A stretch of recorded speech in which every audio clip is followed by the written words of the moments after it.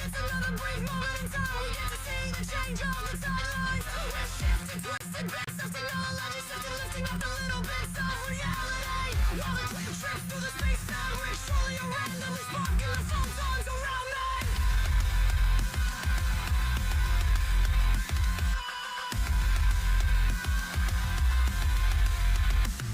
Let the light flow from the heat show when the photons ignite, highlighting yo.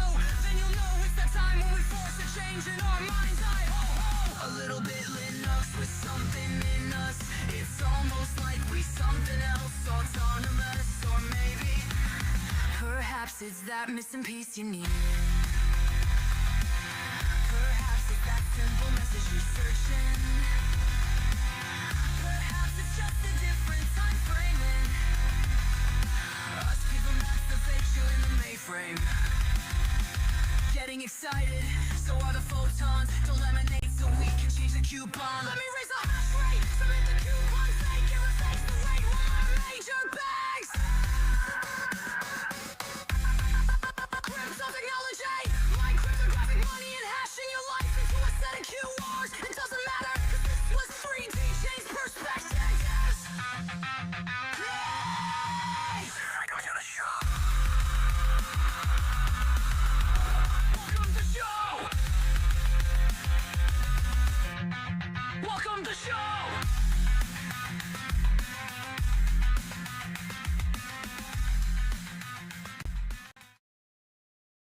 What up, what up, everybody?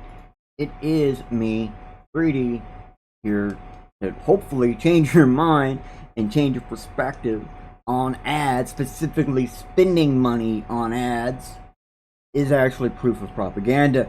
So, have you ever heard the phrase, ads are corporate propaganda? Most have heard something similar to this, but not this exact phrase. And today I'm hoping to change your perspective not only on what ads really are, but also what the ad Spendages is.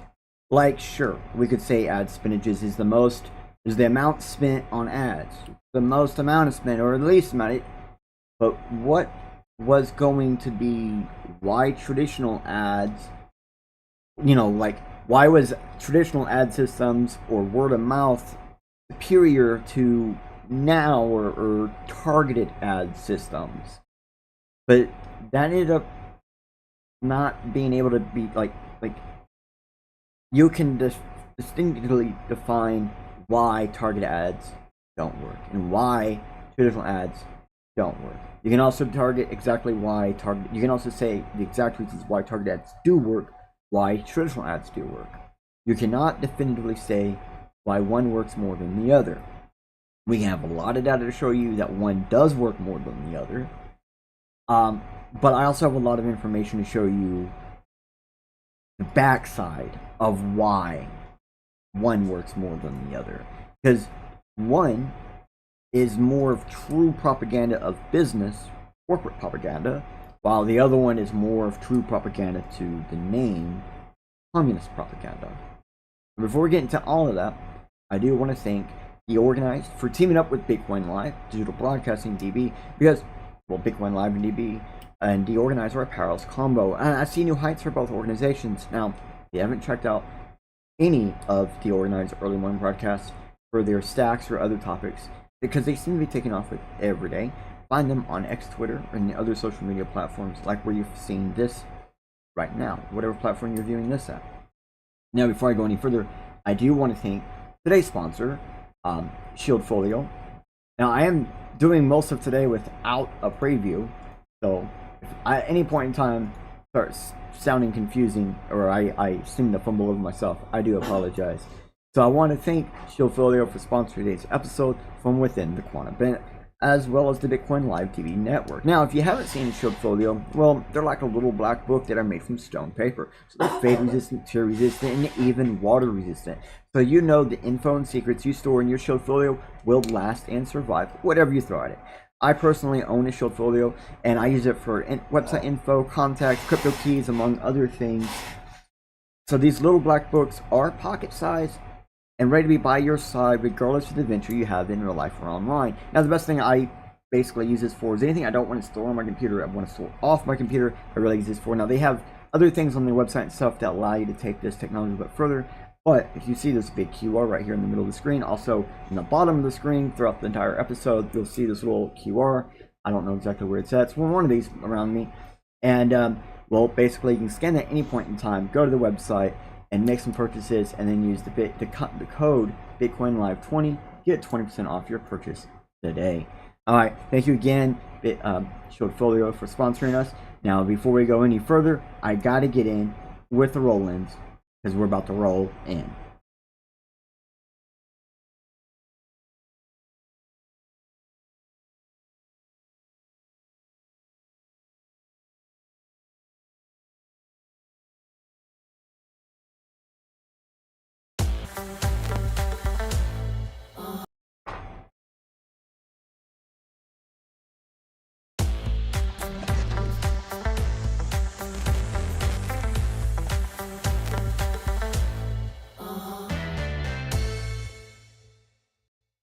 Sorry about that. For some reason it wouldn't play, then when it did play, it played in the middle.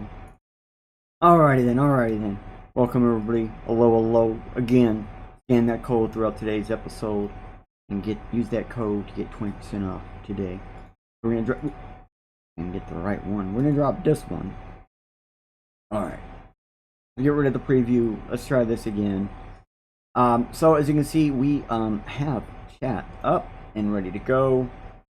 So if you're on any of the platforms viewing this and you chat, it should pop up on the screen. We should be able to review it with you and have some fun. So throughout today's episode, we're going to do some stuff. So before we go anywhere, well, welcome to the Photon of the Greater Fourth Dimension from within the quadrant, Fourth Dimension Quantum Machine. Oh, I gotta bring that down. It's a lot of words. So anyways, throughout today's episode, you'll see whenever on the screen or anything that you guys can follow along with, will pop up this little pop-up. So this little QR will allow you to basically just follow along. Also, there should be links in the description at any point in time, so if you're watching this now on live or replaying it at any other point in time, you can still get the information that we're dropping. Also follow along with the video as you go through, so you can kind of read and listen as you go. So I just want to point out that this right here in front of you is the deorganized media that I was talking about earlier. They go live almost every morning, and they earn Bitcoin, stacking stacks, all sorts of different things. But basically, they're your daily hookup for anything that's digitally popping. And that's who I was talking about earlier. I just wanted to use them as an example to kind of explain to you how we're going to do this. Because, well, that's exactly how we're going to do this. Now, today's a little bit special, a little bit different. I feel like some context is kind of needed for moving forward with today's episode. So, I don't do this very often. So, this is how you know it's a very important episode. So, spending money on ads has been the thing to keep businesses afloat. And the bigger the business became, the more these ads were kind of needed. So, there are even to this day many businesses that stay afloat without advertising. 100%. But they only use the word of mouth advertising. So we could spend an episode exploring on how spending money on non-ad stuff could be advertising, but instead we're only going to be looking at why spend more for less with ads. So we're going to be only talking about actual wealth and money spent on ad services and ads.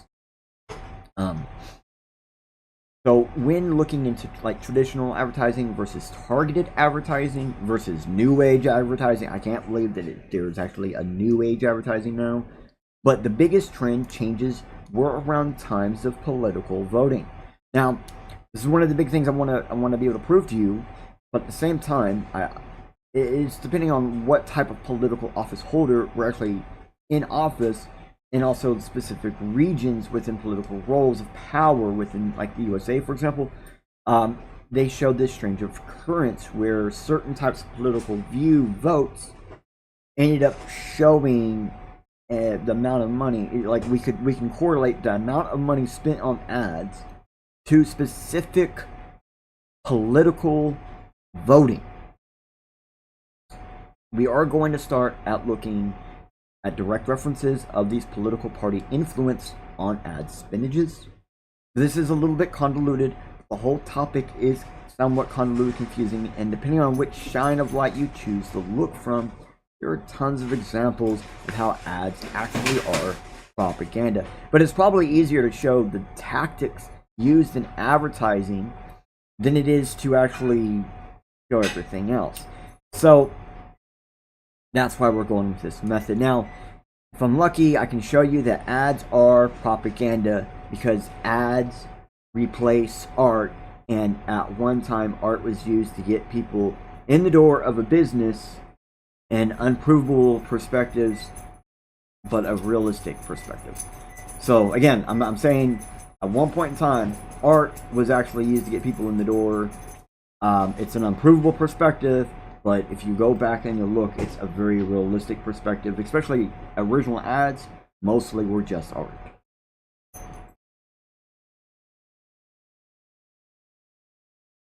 Okay, let's get into it without any more audio distractions. Hopefully. Alright. So, we are now back. We're going back to what we're going to. So, throughout today's episode, there's going to be a couple of images that we will be showcasing and will be shown on the screen. And this is where you can find those images. Also, there's a couple of PDFs I will be showing. This is where you can find those as well. This is the GitHub that I have for the show. So if you need to find anything that I don't show a QR for, it's most likely in here. Okay, so this is a list of data about the Communist Party specifically. So something many forget is propaganda was a Marxist tactic that most likely started before then, but really got known from Marxism. It's known as they invented it. They invented these new ways to use them in types of advertising, like to use of psychology and advertising and stuff. So what we got here are a bunch of data points. So this page isn't as important as for someone else later on, but we are going to be using data points from here to definitely help us in our talk.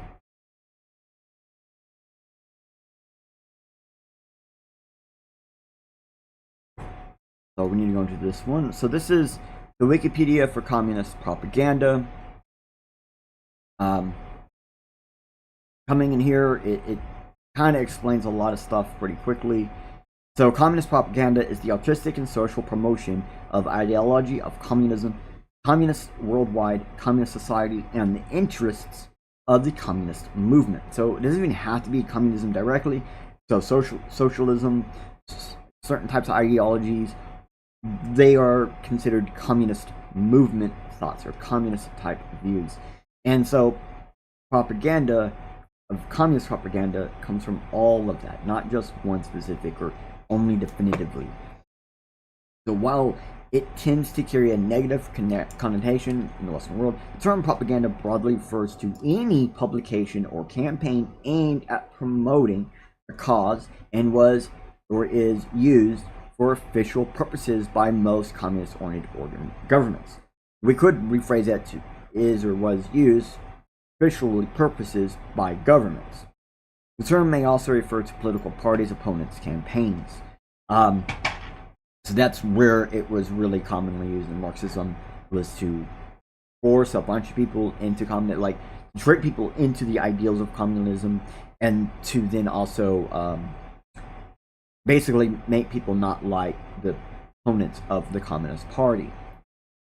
This can go down to as like your friends and neighbors and things like that, and there's a whole lot more here. For the information, that's what you so be it. I need you to understand that communist propaganda is the main form of propaganda that we know of as an ad form, and it's like kind of where it became the biggest to use psychological and sociological tactics within the ads. So we're going to keep moving. All right.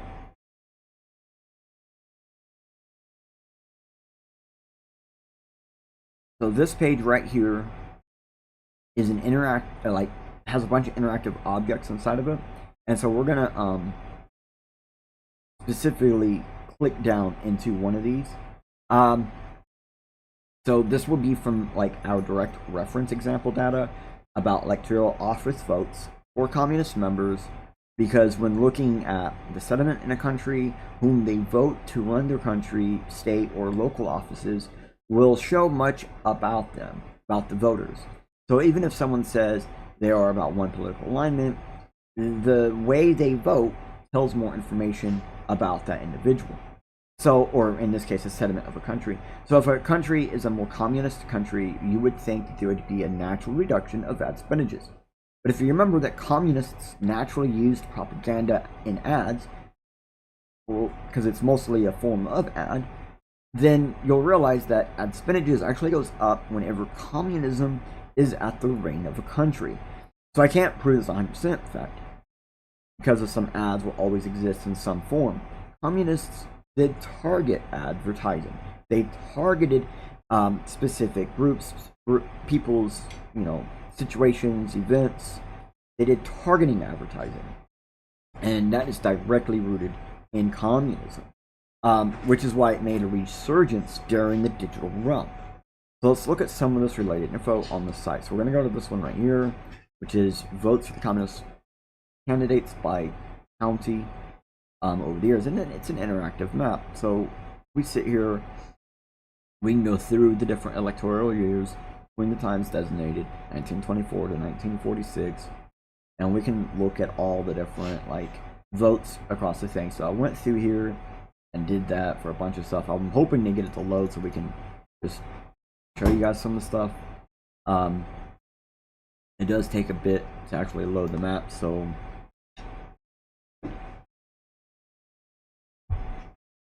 I'm running a bunch of stuff in the background, so. But there's a couple things we should do, like set this to all and set this to all, which just gives you a generic overview of the kind of stuff people were voting for over these 24 years, 22 years.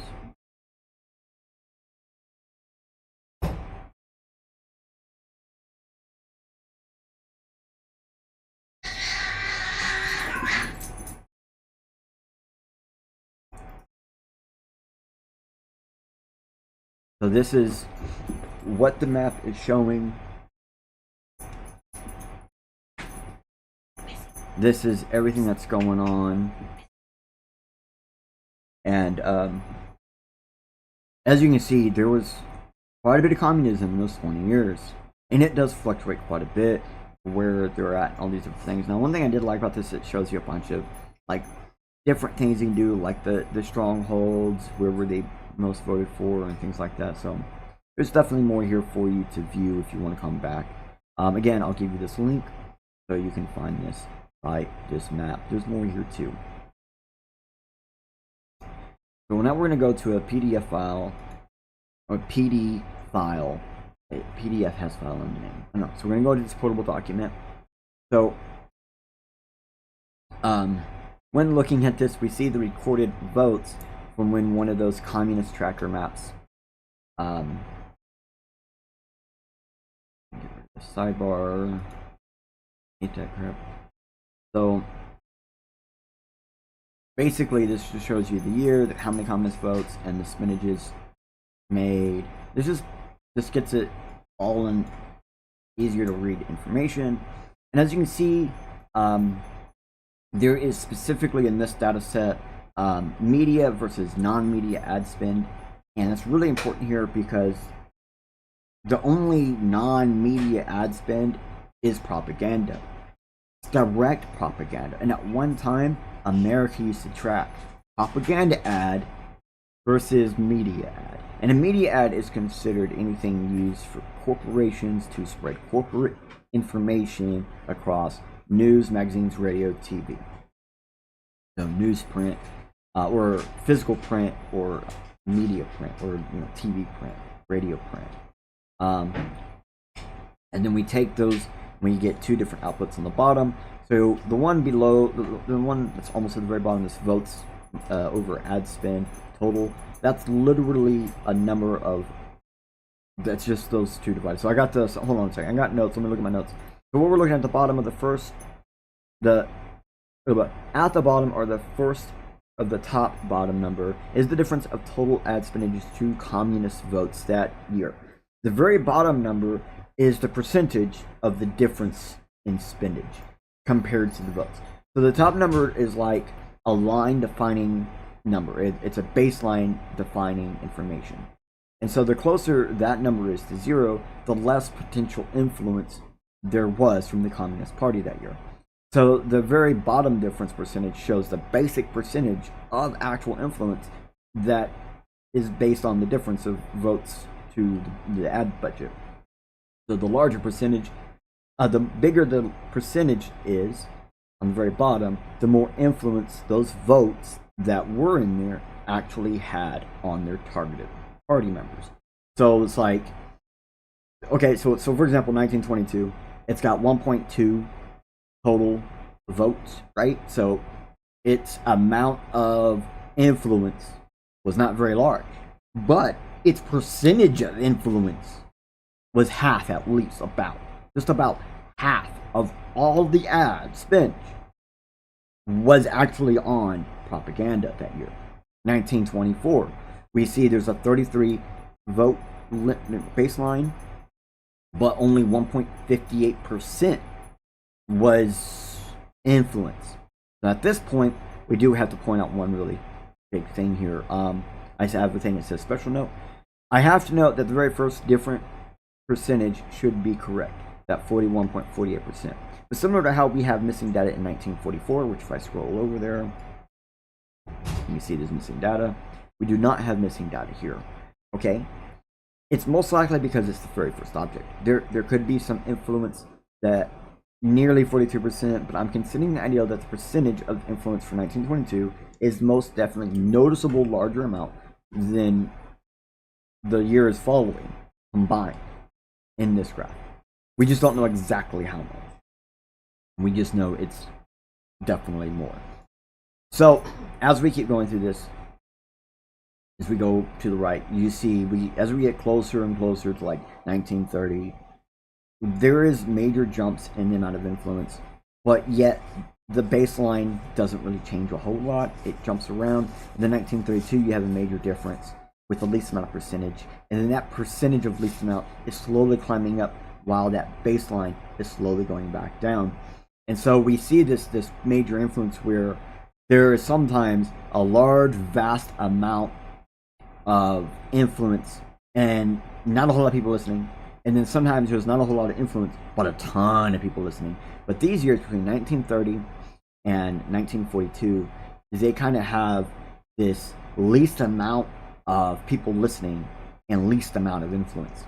I wonder what happened between those years. Like, what, a major war or something? Something like that. But then after that, after 1944, and there is an issue with 1944 that we cannot get proper counts on the vote. That's because there was a lot of places that would not allow them to vote that year. And so we look at 1946, the very next year they allowed, the very next election or whatever, and we see a major jump. So we can assume that in 1944 there was a major jump there as well. And I do know for a fact that there actually was a major jump in 1944, which is the real reason why the data is not there, because they were trying to say extremely high, within 200,000-300,000 votes or so, and there's no way. Sometimes you have to look at data and take it in as it is, most likely faulty, or where the data source was coming from, which we are not including that data source, and so that is where it faulted out of. So we're going to keep moving though. So one of these sites we use for previous chart data or whatever, I want to show this right here. This is where a lot of this stuff comes from, because it's a little bit more confusing. That's why I set up these little PDFs for you to make it easier for you to break it down. You see how like here they have GDP. Well, CPI is normally the way to actually show if ads are making a difference. And so here's a lot of information, a lot of helpful information right here. And as you see, as we go further and further down, it gets scarier and scarier and scarier. 2007, that's how many votes for the Communist Party got. No ad spendages. This is how much ad money was spent on ads. My bad. Actually, I'm looking at the wrong. It's money spent on ads. And part of the GDP. How much of the GDP was spent on ads? 2%. And traditionally, 2% kind of high. So, oh no, kind of low. Now it's kind of high. But that's a global, or it's a full U.S. expenditure, not a global and not business only. So it's confusing. Make sure you get that QR. We're about to go back into a PDF, portable document file, and it's basically the same thing, but more information on the page. So now we have another black line. Now below this black line are two new bottom numbers: the consumer price index, or CPI, and below that is the inflation difference based on the previous year. So a great way to view this is the more excess wealth spent by Americans will result in higher CPIs, but if the inflation is also high, then that will account for some of the high CPI. So you got to take these two things in consideration together. So for example, in 1922 we had 16.8 millions in millions spent, but the inflation from the previous year was actually quite low. So that's real money spent.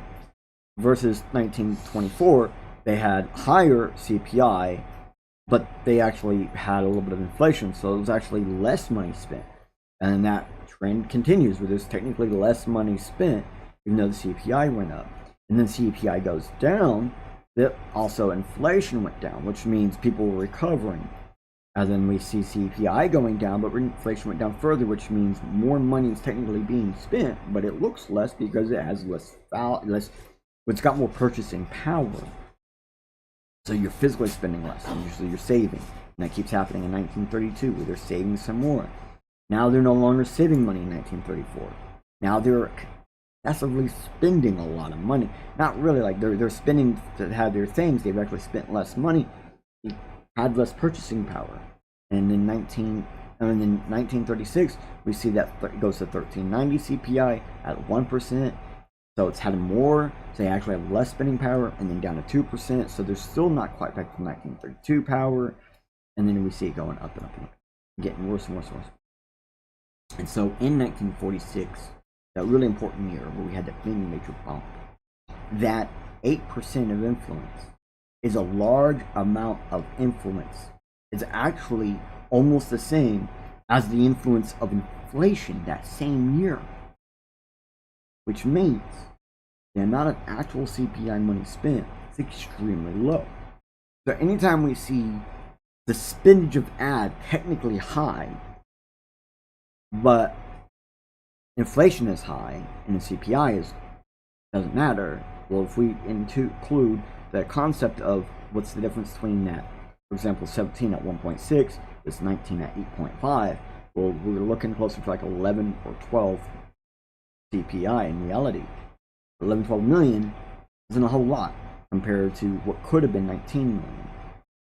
Well, when we see that major there, we say, okay, we know those are points of propaganda influence being pushed. People are not spending money, a lot of money put in ads, so much that it's equivalent to our GDP. What? But no, in this case, the amount of votes for Communist Party that year was equivalent almost to the amount of inflation that year. So what that really means is, again, the more we see people voting for communism, the more inflation we see, the less, or the more ads we see, the less we see people spend as well. It's a crazy influence of these three things working together. Alright, so like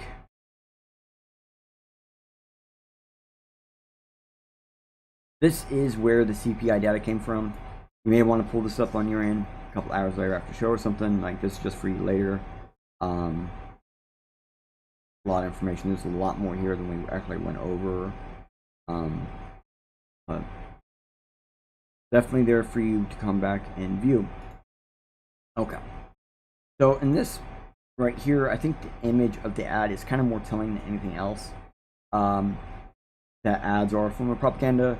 But we are going to read some of this article too, because I mean the info is actually legit and it's not very long. So let's read the picture. Thrifty wives help. In these days of depression, our incomes are less, and it is absolutely necessary that each member of the household work together in getting as much for their money as possible. Housewives who formerly used the telephone to order the groceries and drugs now go to the cut price grocery and drugstore to buy their necessities at enormous savings. More and more each day, these same thrifty wives are learning the savings to be had by buying their furniture the same way. Cut price quality furniture, it's smart to shop. All an ad. So we see old-fashioned furniture where the big sofas, big loaves and stuff. They're selling this 3-room complete set at $185 for only $20 down. And then so you're gonna be doing payment plans. And then you got this like kitchenette set, and they got all these different possible things. You see price separately, only for $49 each. Porcelain finish and cream, so all these different little things, right? And what we really see is the propaganda here is at the very top. They're saying, "Oh no, this is the future of buying. This is how everybody's buying nowadays. Let me show you your way to this future buying option." Here it is. It's all the same stuff. There's some everywhere else. The same manner. Like, ain't nothing different. Except this thing at the top. Alright. At the height of the 1920s, average Americans spent more and more on their disposable income on major durable consumer goods. The U.S. consumer economy and stock market was booming throughout the roaring 20s, with stocks reaching their highest point in September of 1929. The advertising industry grew to match. By the end of the 1920s, an increasingly sophisticated advertising industry had integrated new techniques into retail, credit sales management, and consumer research into the marketing process. Marketing efforts accelerated to match businesses' rapid introduction of new products, services to satisfy consumer markets. Many associate the Great Depression with the stock market crash in October of 29. But the economy started contracting in August of that year. Beginning in the economy turned down the last 43 months until March 33. By the end of 33, production had decreased dramatically and the GDP fell 29%. Consumer expenditures decreased from $77 billion to only $45 billion by 33. It's only in like 4 years.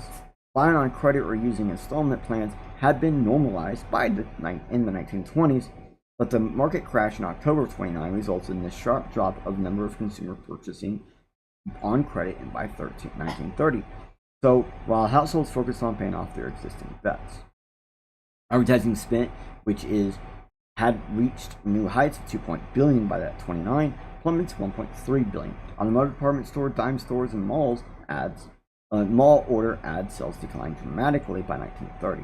As America entered the Great Depression, despite the overall reduction of expenditure in the advertising industry, circulation of newspapers periodically were higher than ever, and the annual amount spent on radio advertising in the 1930s were 7 times more than it had been in 27. Advertisers pivoted messaging to focus on the themes of thrift, patriotism, and fear of humiliation.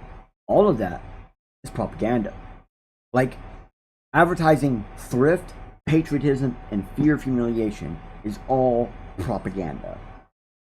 They use testimonials to hard sell a product placement and sponsorships to convince buyers to spend. That's propaganda. These guide providers primarily and secondarily source their examined marketing efforts, focusing heavily on advertising industry. So basically the entire advertising industry has always been revolved around other people finding information and then giving that to the ad people to use. It's always been like this, and it's always been basically tricking buyers into their product since the Great Depression. It means ads before the Great Depression, A, barely existed, and B, were just honest ads. But this really shows there was a major change during the Great Depression to lie to people. So, and it's not really just lying, it was more like finding the right truths to say to make up a lie that isn't. And like, they're not really lying, they're just getting the most perfect truths to be used in front of you, and that's it. Which, to many, is equivalent to a lie if it's still not true. Well, at least it's not true for them. So this guide, blah blah blah blah blah blah blah blah. There's something else I wanted to read out of here.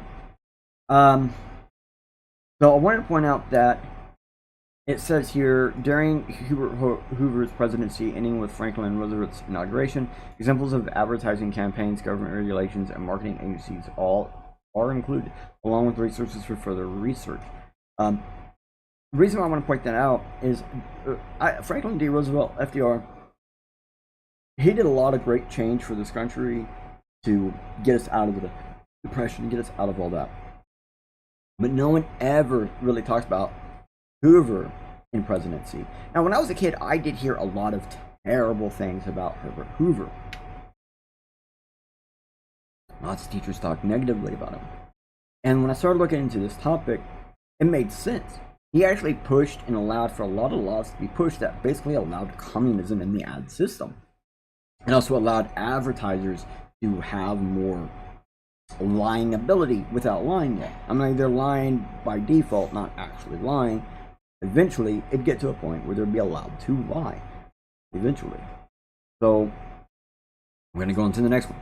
Ooh, we got a lot of these to go through because it's a lot of information. So, we're going to, this article will sort of take you on a little bit of a journey, the history of ads, so to speak. But the number one thing I want you to take from this article is that the more ways to have ads, the more money was spent on ads. But that's not the only correlation. So if you look at points around the presidential elections, you'll see almost every new president causes some ad fluctuation. And that flux gets bigger as the years get closer to now. So instead of reading the whole article, we're just going to mostly focus on the images of the explanations that they provide. So here is the very first image. This has a bunch of really good points on it too. Okay. So this is from 1980 to 2020. This image is it's a sector separated graphs. As you see, there's a major disruption from the COVID time frame, which it's one of the main things that they point out in this thing. Something I noticed all media covering ads during COVID is not one media article pointing out that part where companies were not buying ads, people were out of work, nearly multiple months into the can't work train. So for many people, any stimulus check went out, and for many people, they didn't even get a stimulus check. Before anyone got a stimulus check, we started seeing a decrease in ads. So we will point out that there's some strange ad stuff happening right here around COVID.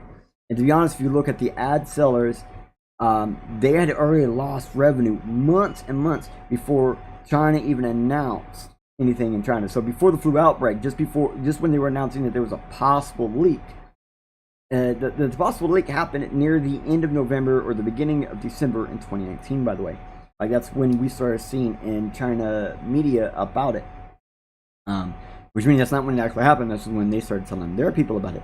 Again, we will look at the stimulus checks that came from all this in here in a little bit, but before we get to that, we want to scroll down a little bit to this COVID caused spike in videos.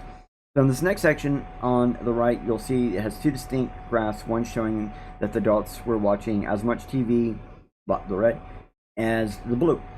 So as much TV as the digital video, so the red to the blue. Alright. But less ads were actually taken during this time than the 4 years before it or so. So this graph on the far right, on the very far right, just shows the average smartphone users by adults. So no drastic change, a steady climb, so to speak. So before moving on, I had to point out the thing many of you probably didn't even notice. Scroll back up to the top. While I scroll down on my talking points. So this top graph is a global graph that I've taken from all major countries, but not all countries though. All major countries, not all countries. Then the graph on the far right, one right here about the smartphone users, is a Chinese data point. It's China demographic only. Then the graph in the center is the UK, but not all the UK either. Only those that participated both in the Brexit or pushed the Brexit, I'm not sure which, but also don't use British pounds, so they use euro instead. So that's it. So now the data on the left side, these numbers, well, it gets different, and it's different information for all of these numbers. So, for example, the first number, 299 billion, was spent on global internet ads in 2019. Only almost twice of 2015, which was only 4 years prior. The 13.5%, which is the estimated decline of the special UK consumers spent on printed media in 2020 alone, not including the fact that printed media costs while most digital video is free with an ad. So the nearly 7 hours of increased daily watch time is unspecified, but I believe is a China demographic, and it is also unspecified that if it's all watch time or not. I can't confirm all of these. I do believe it is China all watch time, so both TV and digital combined, but I cannot confirm that. Can't confirm either of these, to be honest. So the 183 billion expected spending was released. Here was it? Expected spending was released. The time which, well, hold on.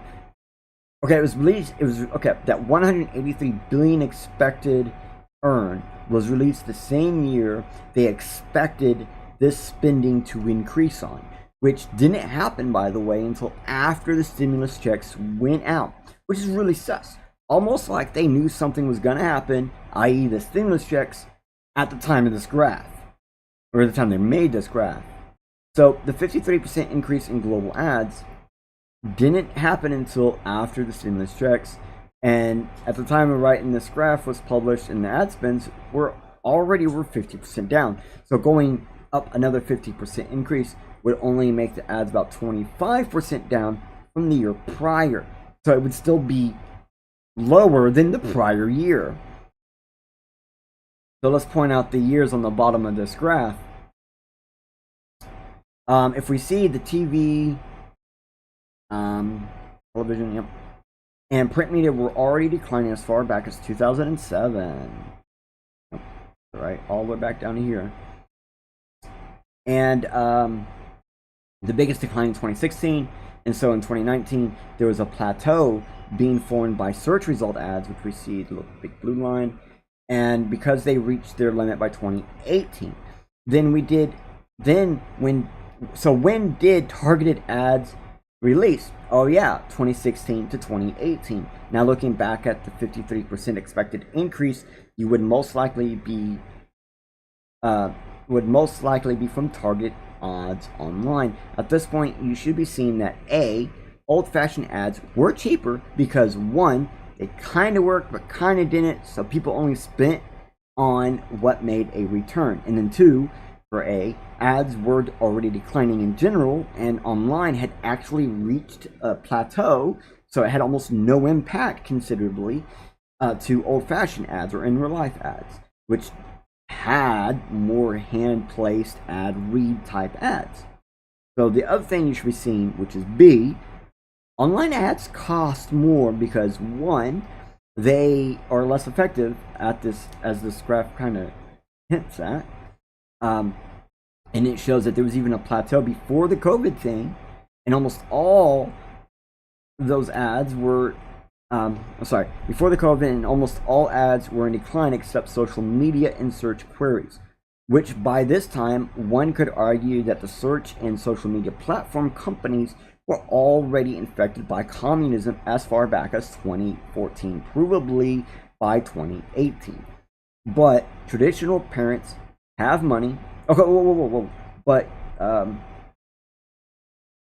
But could be as far back as 2009, unprovably, when the most changes in ads usage by companies really shifted from a traditional method where they go after the parents who have the money to they started going after the kids, believing they have the money or acting like kids have the money.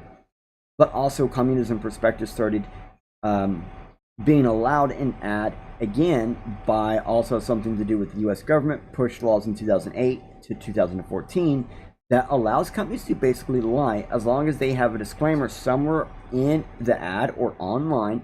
Hence why all companies gain special clauses that force you to accept when you're going to their website. Yes, that's how all major brands started saying. That's why all major brands started saying, accept this agreement to view our online information, or something similar to that. Because, that was the bypass of the law that Obama pushed. That says, oh no, you can lie to your anybody buying your product. You can lie all you want as long as you have a disclaimer somewhere that doesn't even have to be within the ad. So all this really does, this picture, all it really shows you is how digital ads made the rise as news and TV ads declined. Now there is a strange occurrence where all three ads leveled out, but also the line just before 2020. So this also happened just before 2020. What a strange occurrence. Then after 2020, boom, digital ad raced, while others were not recorded for some reason by this source, Dvorak, which Dvorak is a source for a lot of this stuff. We'll get into that very soon. Okay, so this is what the article is saying caused the strange boom in digital ads. But if you notice, the increase is steadily growing, not any boom like the ad placements were. So this kind of shows more of their bias. And so we're going to look at some data from here. We're going to look at some of this data. Okay. You may be wondering why I am going to the horse's mouth right now to get more info. Here's the problem. Independent third-party ad data analysts have all become major conglomerates. So they are not independent third parties anymore. So they all pretty much use data made by, proclaimed by, posted by, or distributed by Dvorak. Dvorak is what I call it. So we are going to get more data from here. We are not going to read the article though. Boy, was it bad.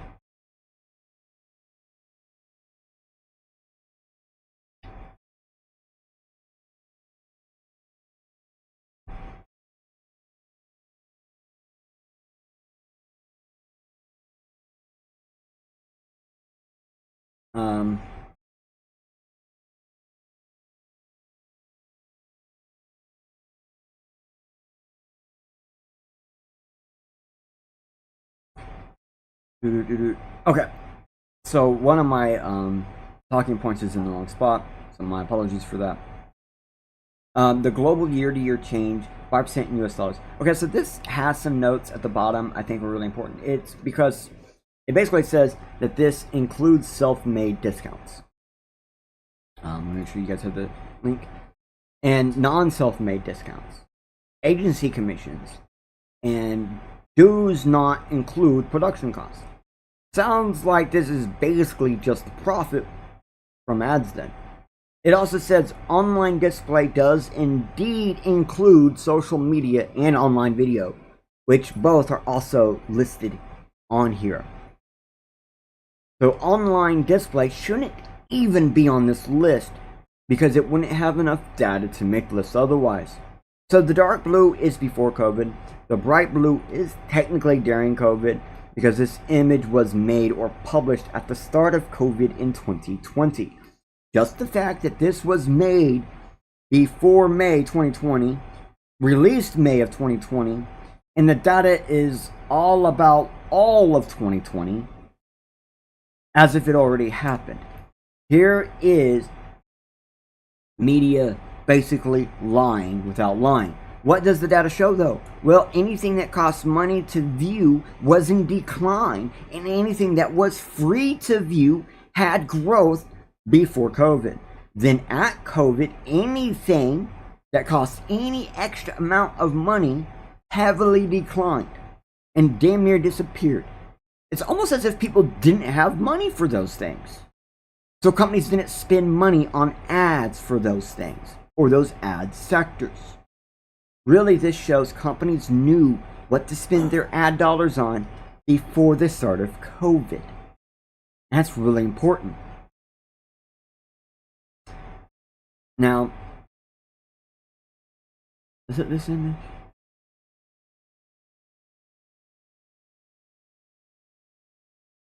Ah, yeah.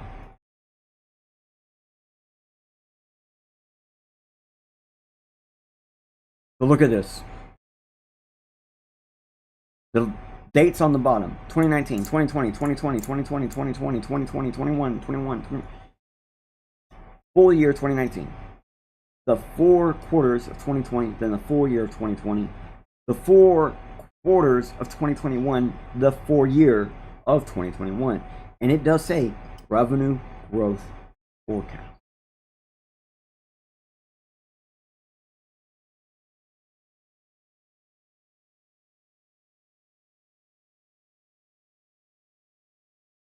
You're probably wondering why I'm not saying anything. That negative 8.9%, that negative 2.1% is almost perfect. That 0.6 and that 9.8, almost perfect. That 34.4 and that 25, almost perfect.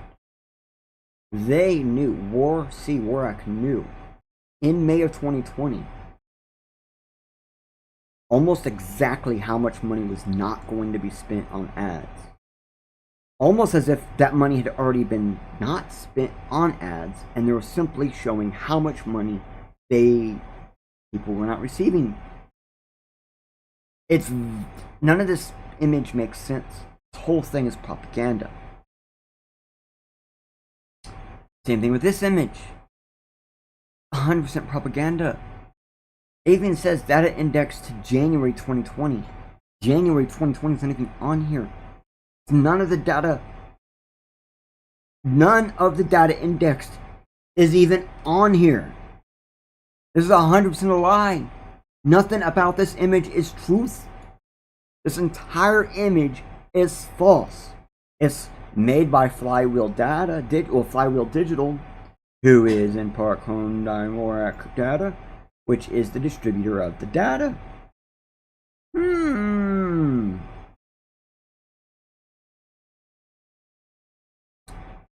This is a screenshot from where we pulled the data. You can go back. I already gave you that link. You can go back and grab it. I was in reader mode, so you didn't see this. This was written by James McDonald. And just looking at that date, I have it highlighted in this image. This was either a month prior to the, all the images, or a month after the last month on the last chart we just saw. But this chart was made the month on the chart according to the chart. I really wanted to keep this here to show how bad ads really are. This is our article we were pulling these ads from is actually an ad. Let me show you the bottom where I can kind of prove that.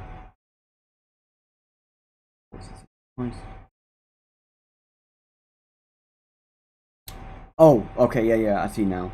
I was about to show that again because that image I was talking about is 100% false. It really is bad data. So here's the bottom of the page. Now if we look, it says a sample report of Warrack's global ad trends, the impact of COVID-19 on the ad investment is available to download here, which we were reading. Okay. The full report is available to Warrack data subscribers here. So at the bottom of this page, before the get a demo and before the about the author sections, there's a footer, which I just read. The sample of the report can be downloaded, which we already read. And the full report is for subscribers only. This is an ad to get subs. Kind of like how YouTubers and YouTuber videos say, people go, what's an ad to get subs, when they say like and subscribe. But if you as a researcher needing this data, you have to pay monthly for who knows how long for one report every time you need a report. And that is where this is fucked up. They're basically, Warrack was an independent and is now a conglomerate. That all media companies' government reports come from this data, which means all of them are paying Warrack monthly subscriptions for this data. Which means Warrack is literally screwing over everyone. All your ad-based information on how much is spent with or on, how people view ads, all of that are just propaganda. And to get that data is on a pay-to-view subscriber monetization model. And there's also ads on the screen in the article. So sure, go view the article on your own home browser or phone or whatever, and see what's up, because I do many things to hide ads from you all on this show.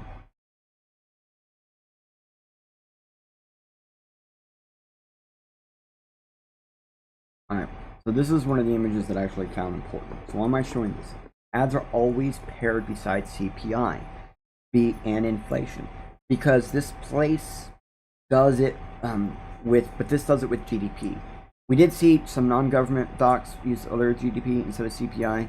So why is GDP so important instead of CPI?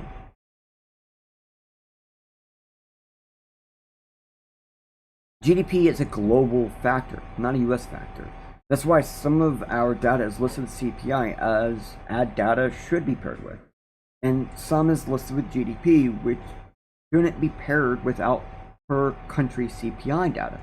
This is why why is this? So GDP includes tax and other variables because it's the total market value of the final goods and services produced, not purchased. CPI, even global CPI, only shows how much average Spendage was spent by citizens. So how much average wealth did a citizen spend? GDP is on how much stuff is available by companies' production. It's not actually what was purchased. It has nothing to do with it. Have you ever heard of the clothing problem? A lot of people don't know about this. Fast fashion. It's an environmental impact. It's destroying the earth. Many people, okay, I'm going to read my notes here. Many people don't know about this, but there is a clothing issue made from fast fashion and high production of automated production lines. GDP includes all the excess that companies are not selling, choosing not to sell, and would never sell to be or even would never be able to sell, while CPI only is what is spent by the citizens. Again, CPI does not include non-citizen spendages. Many countries don't track CPI anymore, and to be honest, I'm not even sure if the US government still tracks CPI in their own country. This is important because all data after 2008, so 2009 and up, are based on GDP only and not CPI. So before, we could actually use CPI to see when ads were spent by companies at bad times, which actually went away by 1940.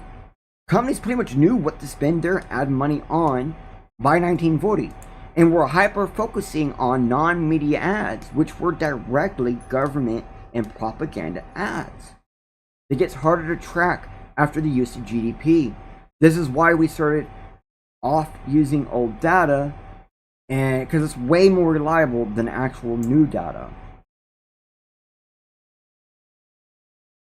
So we want to look at, when did the 3 rounds of stimulus checks go out? March 2020, December 2020, March 2021. Now let me get rid of some of these tabs so we can make stuff a little bit faster. That's really important. We're going to go back to this picture. If we see,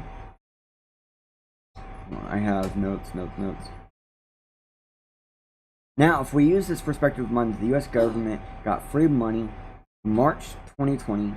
Not U.S. government. U.S. citizens got free money in March 2020, December 2020, and March 2021. We see that there was a global ad dip during the first month, during 1st of March 2020. But then we see recovery after that. And I am saying the global return of ad spendages was because not people had money. Not everyone in the U.S. even got stimulus checks, nor did most of the world get stimulus checks. But because the U.S. government, the U.S. started spending money on ads again. Remember, this is all about ads. So companies, governments, agencies, they didn't spend money when they knew people had no money, no way to make money. Then bought ads the second they knew people were going to have money. Many people right now may be realizing this is how ads should work, right? Ads get people to buy things, right? No. You're wrong. Let me show you how you're wrong. What is an ad? Short for advertisement, for advertising. It's for advantage. It's actually short for quite a few things. Let's go to more specific what we're talking about. Advertisement.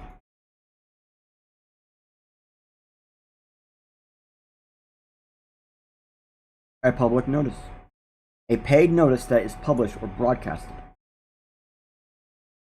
That's all it really is.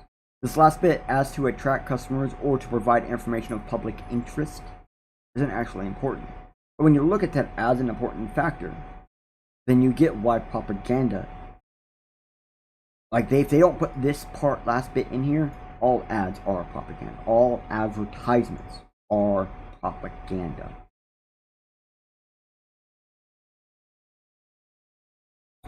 So no, an ad isn't to get people to buy things. It is to inform them that you have things they might want. Everything else is propaganda, which we covered communism propaganda earlier. But to be clear, propaganda can be something as simple as spreading the ideals of information or rumors for the purpose of helping or hurting an institution, cause, or person. So nowadays, ads are propaganda to hurt the cause of common life in most countries, regardless of the country the ad is ran in.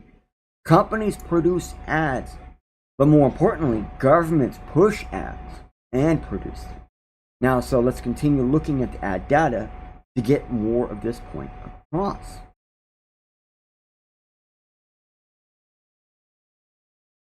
Here is the global free data on internet ad revenue.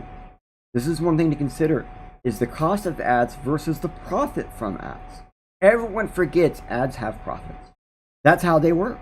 Without profits, ads wouldn't be a non-profit charity system. But it isn't. So the companies behind serving ads are very profitable, as this public report shows. This was released sometime around the time of the last images were, looking around May of 2020. I want to point out that by May of 2020, there was already a 12% increase compared to the previous year's first quarter. Now let's get to that point where we can see it.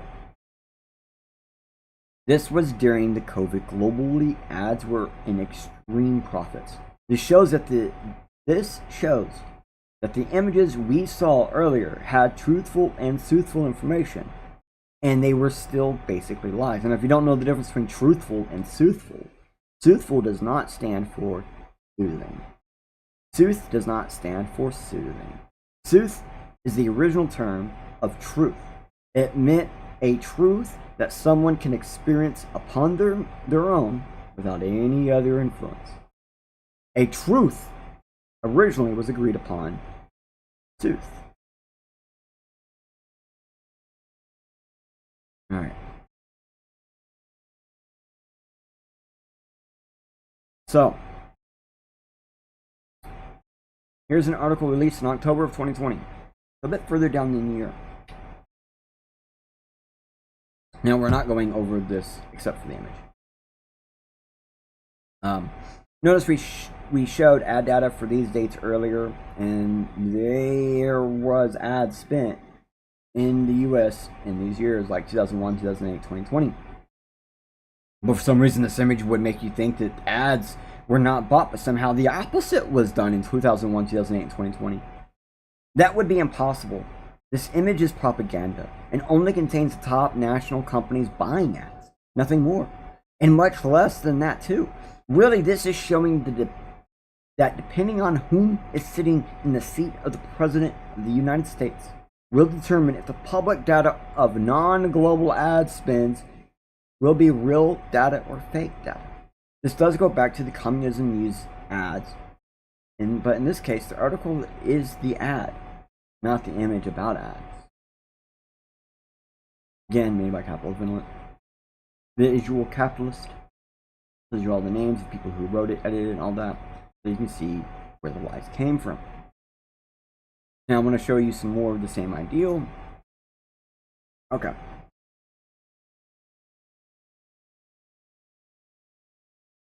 Was this not already in this mode? Now I want to show you the same ideal, but on a broad level, with CPI though. So we're going to look at some graphs, not read through all of this. So this is going to show us the cost of goods over time and how the concept of all items change over time as well. It's hard to explain this otherwise, which I already kind of tried to do with the GDP for CPI, but this should still mostly stick to CPI. As we dive in, look at the dates to see how major events actually affect CPI or consumer price indexing. So earlier we showed CPI is indirectly related to the political votes, or at least the combination of both directly goes to how much advertising is being spent for non-media based ads. Then when we looked at how data around ads has become more propaganda over the years, as ads have also become more globalism propaganda. So now some of this data isn't so nice to give us non-media and versus media like we had earlier, just as a heads up. It's going to be a little bit more convoluted than that. They're not gonna be so blunt with us. All right, first thing, I want to check my preview before I go further. Okay, it's scary not having a preview. So all items consumer price index 12-month change from 1914 to 1929. This is from the U.S. Bureau of Labor Statistics. What happened in 1916? What? Yeah, something that pushed into new jobs. But then because of those new jobs, something else happened in 1919. Then what happened in 1921? We kind of saw communism-based inflation of CPI from the data earlier, but here it pretty much confirms that there was more growth between 1924 and 1926. Maybe from the other political parties or independents. I don't know. Moving on.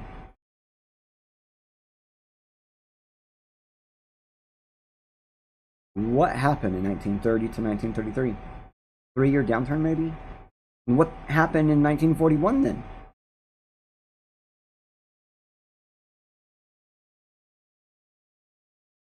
Okay, you'll notice the CPI is sometimes behind major events, as the major event causes a downturn, while other CPIs increase just before a major event. Wait, no, I said that wrong. Downturn. While the CPI increases, then a major event happens, almost as if the CPI increase causes a downturn. So it's kind of creepy that sometimes just the CPI going up seems to cause the downturn. But if you look at when those CPIs increase and then decrease again, they're right around presidential elections. Or major US elections, I should say, because then it's not always presidential. Alright, so ignore 1953 to 1955. Yeah, just kind of don't look at that. I'm joking, because that may be, some may say that having a ton of people from war coming in out of nowhere can cause a downturn, but in reality it just offsets the total numbers available to be included in the CPI. So one day major migrations in or out needs to be looked at how they affect the CPI. I said that wrong. Maybe one day we might have to look at how major migrations in and out affect CPI and ads, as well as government spending in ads. Because, yeah, migration in and out does affect if a government is going to spend money on ads or not. Hint, hint. Alright. Almost looks like someone proving they can positively affect the CPI with something between some strange years, like wars and riots. Strange. Imagine riots can cause CPI to go down. Wars cause CPI to go up. And ending wars can cause CPI to go down. Weird. Weird. This strange spikes would cause major offsets in the CPI, like we saw in the previous graph, hinting at why things are being separated. So the CPI seems more flat now. In reality, nothing actually has changed.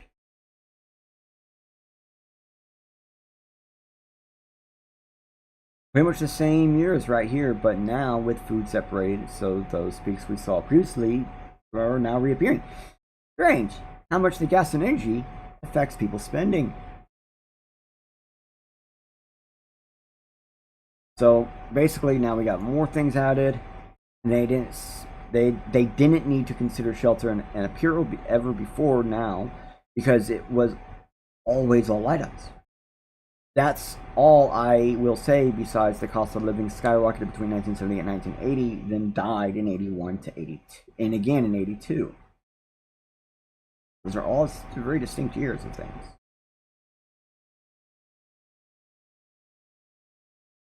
Showing more directly caused influence. If you want to find out what happened the year before in the year of each downturn year shown in this graph.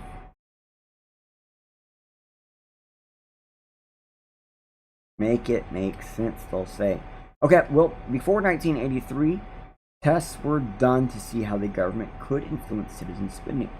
And looks like they figured it out by 1983, because the lines are nearly linear. Except for two, pearl and energy or commodities. I'm not sure which one that actually is. But it does point out that quite a bit of stuff was learned how to become... This graph shows that there are things that are controllable. How much people spend on energy is controllable. All items except for food and energy, controllable. Apparel, and not so much. Food, very controllable. Medical costs, very controllable. Services costs, very controllable.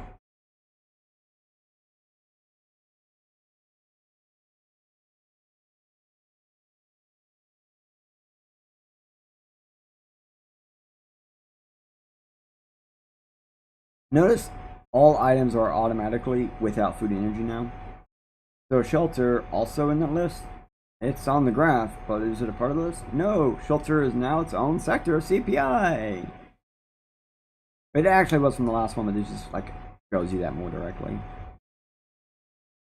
Alright, something I was asked when I was talking with some people about today's episode, when I was getting stuff prepared, something I kept getting asked was, how much should a company spend on ads anyways? Earlier I hinted at one time that companies kind of only spend as much money into ads as what they get in return. So a company would start spending an allotment saved up after a year or two for ads. And they would want ads to span for about 5 years. Then there would only be reinvestments per year that there was a noticeable return from the ads, and the ad changes over the year. But once targeted ads became this new form, all that changed. Now companies get loans to get ads for about 10 years, while other companies are getting loans for a single major event in ads. So I thought this may help show how much money companies are being propagandaed into actually buying. So this is a propaganda piece to get companies to believe they need to spend more money on stuff. But this is actually for small businesses. This is to get small businesses to buy more money into advertising through FOMO. And more than just FOMO too. So number one, websites. Marketers spend 9% of their budget on building and maintaining great websites. This spending has increased and will continue to do so.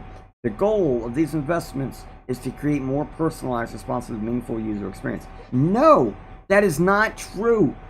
Advertising your website is to get more people on the fucking website. Fucking lie. Number two, digital commerce. In the area of digital commerce, marketers spend 8% of their revenue in this area. Marketers invest here to build better relationships, gain customers, insight, and secure brand loyalty. B2C companies spend more on digital commerce than B2B companies, with retail and finance services slowing down the largest budgets. The greater the investment, the greater the return, or so one hopes. The reason why they had to put in so one hopes, because digital commerce has been nothing but downturn.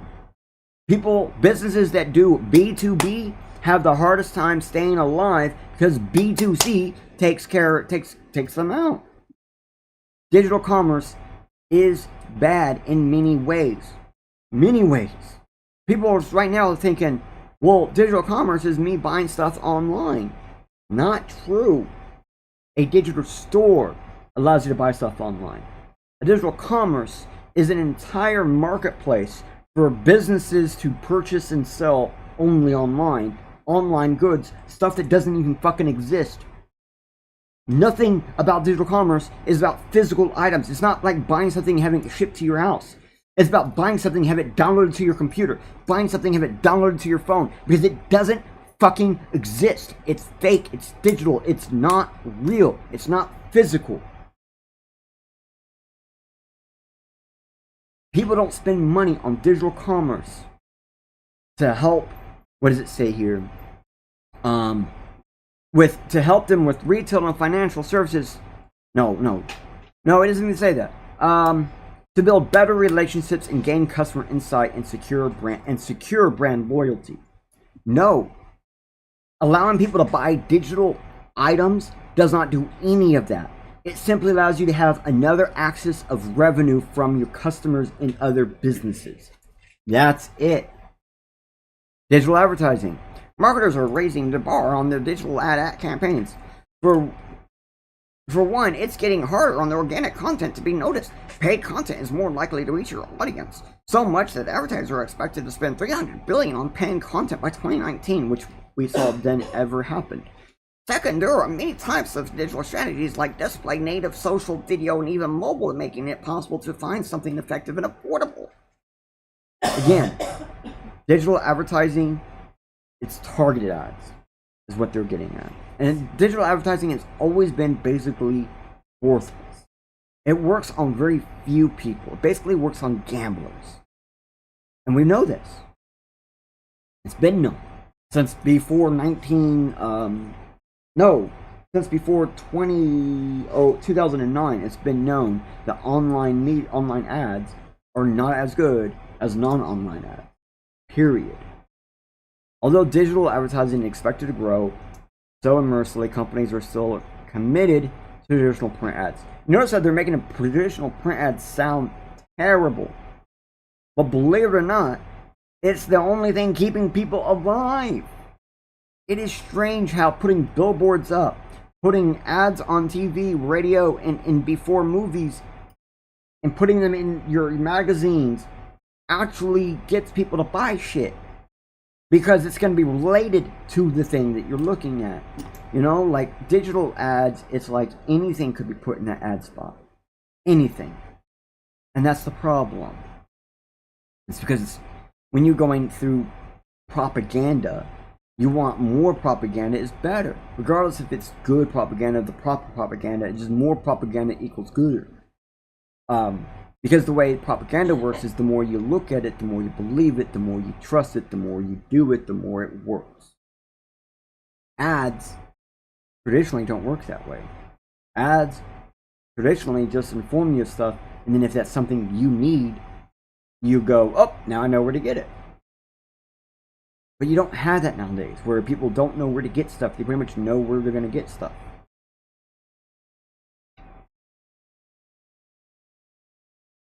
So,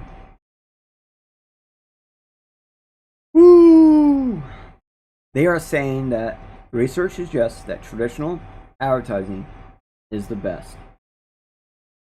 Oh wait, this does not. Okay. I will be giving you the how to find this here in a second. So let me go and read my notes first.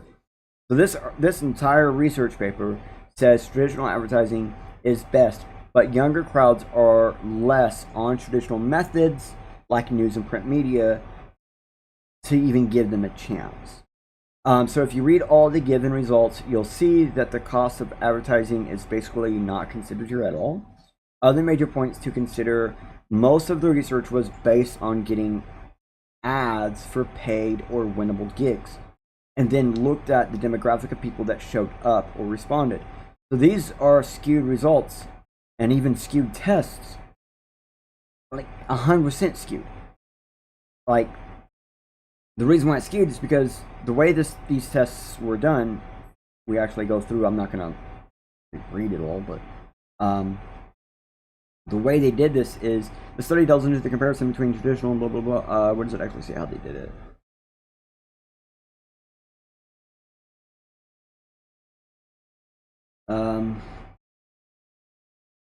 It's somewhere in here, but basically what they did was they put up ads saying, some of them were like, call us in, we'll pay you for your information. Another one, you know, and there's other ones where they were like, show up and we'll pay you to show up.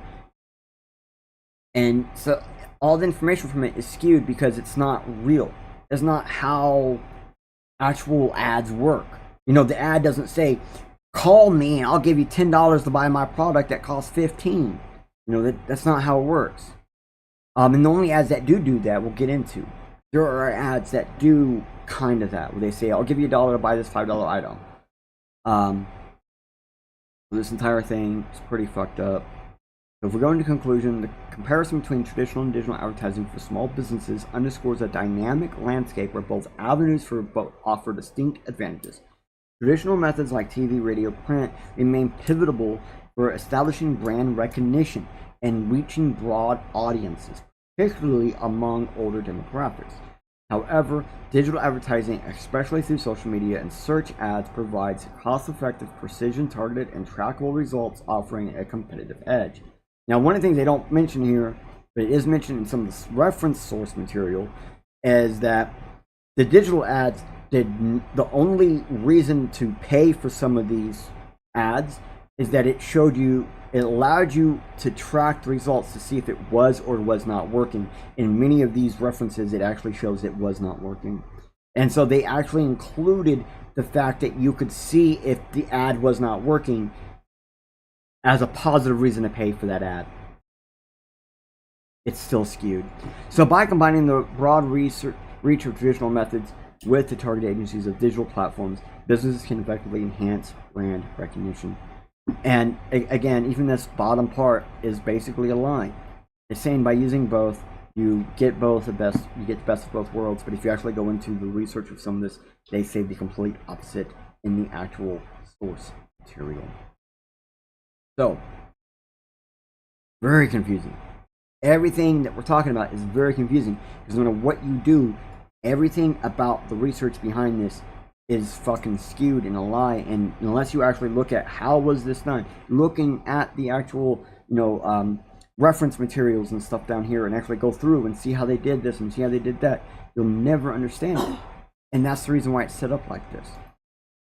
So now we're going to basically, oh wait, this is how you get that. This is how you get that that article thing we were just looking at a second ago. This is how you get it. Okay. So now we got this. This is an article breaking down a research paper. Tons of other sites and articles and documents for governments actually refer to as a source.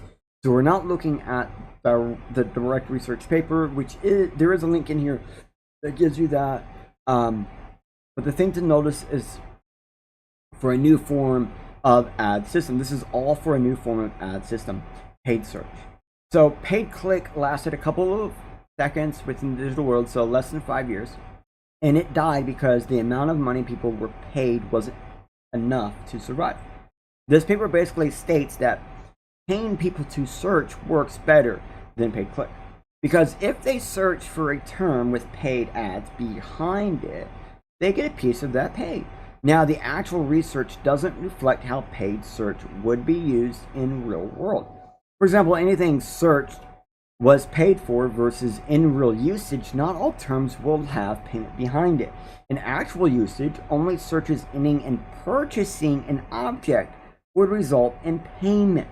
And in many cases, only if that brand had paid for a paid search ad and that brand's object was purchased would it count.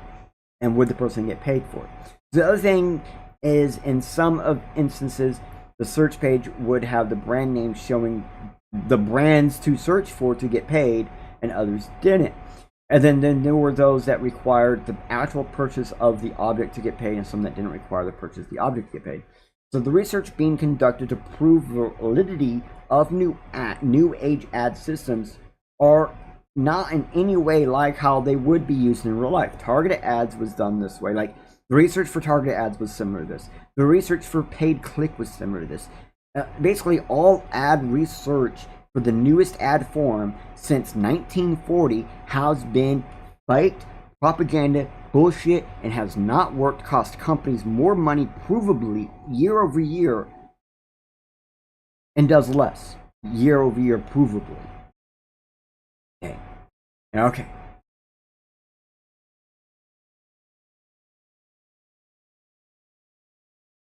Now this is one of the biggest public medical journals, and this is also a BS research paper. The research being done was putting paid gigs as ads, which we already saw another research paper doing, right? And then recording the demographic of people responding. The last one, they actually had to show up. This one, they just have to respond. These are not real ads and would never be as if real. These people whom saw the ad and went for it are probably people of need or gamblers. Because that's the type of person to respond to an ad offering payment for responding or showing up. We have discovered that before in the past. Now I need to go down. It says to the conclusion. I think I just got, yep. Targeted web-based advertisements may be more effective in recruiting older adults for clinical trials at a faster rate than traditional recruitment methods, but need further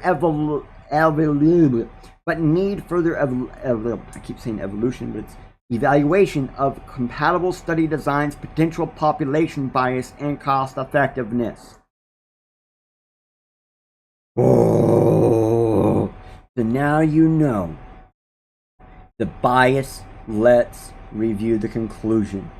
That's sure, they got their target audience in faster than traditional, but unfortunately the test isn't enough to conclude concretely that this is actual results and not skewed results, because it says, and I quote, but need further evaluation of compatible study designs, potential population bias, and cost effectiveness, because these tests were not ethical, practical, nor compliant to the U.S. science standards.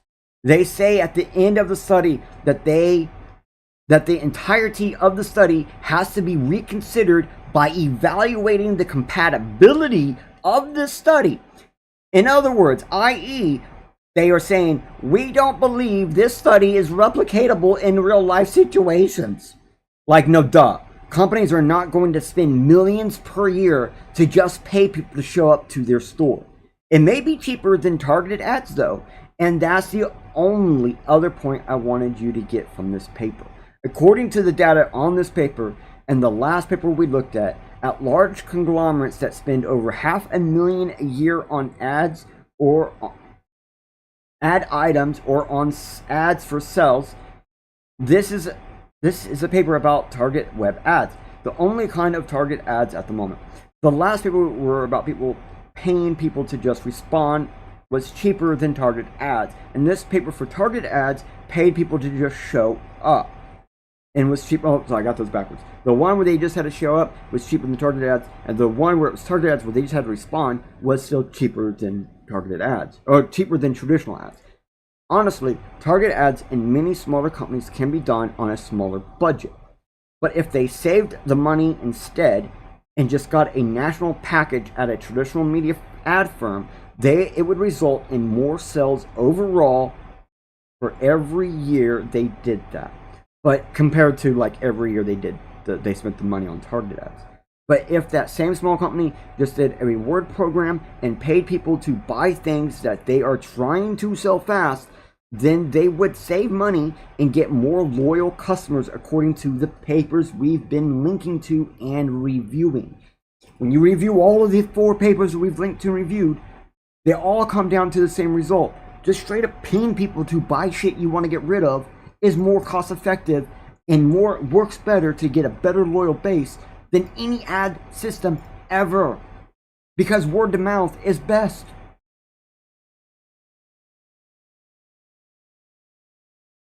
So if a company is buying ads to have propaganda to convince people to use them over others, then what is it when a government does it? Remember, I'm saying ads are propaganda.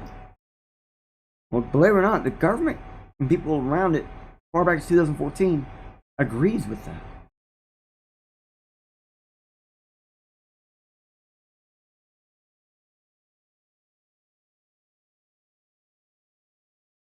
Just read bold stuff.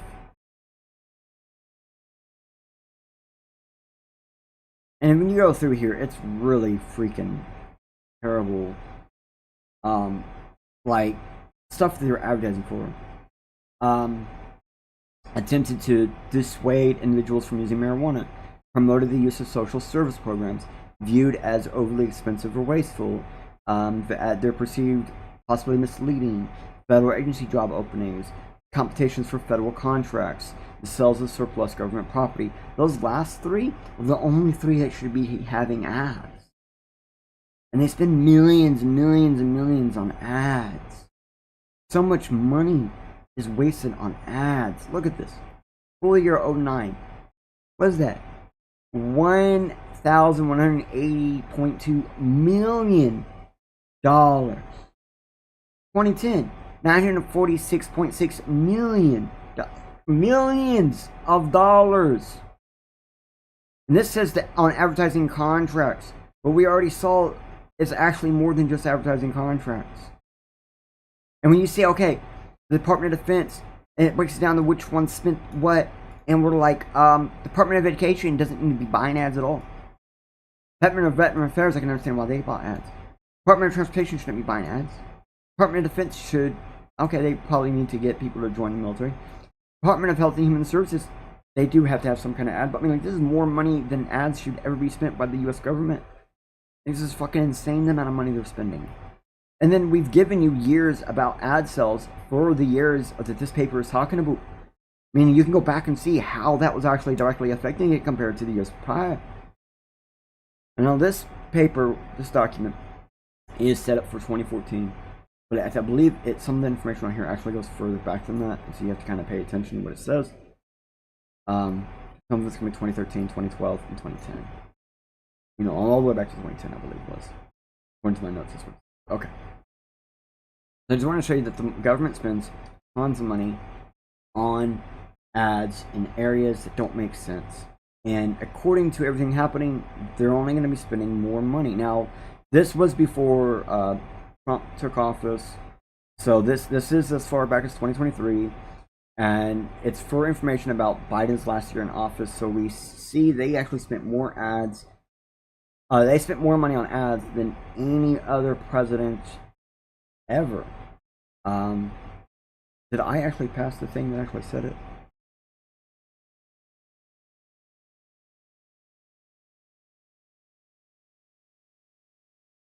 Oh, it won't pop up without. Okay. So if we come down here and we look, the projection of ads during Biden's last year was more money spent on ads than any other president before him. And their office, whatever, did end up spending more and more and more money on ads than anybody else. Dems have spent the most money on ads, just like communists. Because they stopped tracking how much money communists spent on ads back in like 1942 or something like that. So we can see the Democrats actually spend the most amount of money on ads, and they do it in the worst way. They do it almost all digitally. While you see Republicans are really going through broadcast media because they understand how that is where the real money of your value comes from. Alright. So why is it important to look at this? Well, if we look at this paper from the Victims in Communism, and they point out key demographics and perspectives of those demographics by age through it's by generational age. So demographic by generational age of communisms. Okay.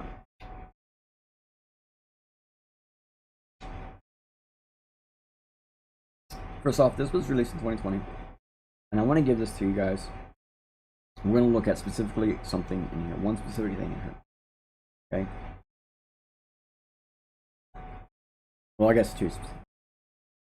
It's the people that were actually participated in this data, and we want to review the very last graph they give us. Because believe it or not, there's a lot of data in here, and quite a bit of this information is like really important, but not to what I see here. More women participate in this than men. We can see the number, which generations participate in this. We see most of the people that participate in this was millennial to boomers. But anything that says Gen Z or that information, it's a little bit skewed, kind of. Anything that says silent generation, also. Income, we can see most people that were involved in this is middle class, but not high middle class. It's like more middle class. Most people who participate in this actually have some kind of graduate, but that's about it. And ethnicity was, if I remember right, fairly mixed, but less white than most. So this was loaded. Just give me the dang page I need, bro.